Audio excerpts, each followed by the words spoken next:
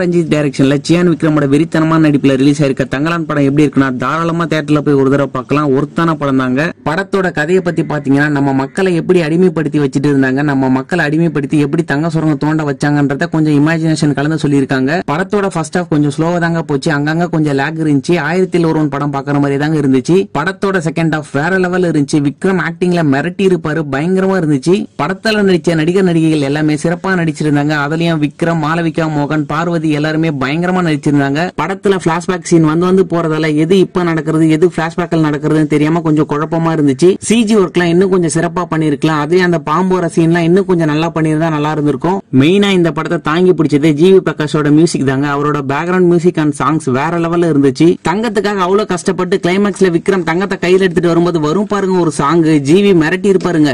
ஓவராலா இந்த படம் எப்படி இருக்குன்னா விக்ரமோட விரித்தனமான ஆக்டிங்க தாராளமா தியேட்டர்ல போய் பார்க்கலாம். ஒருத்தான படம் தாங்க.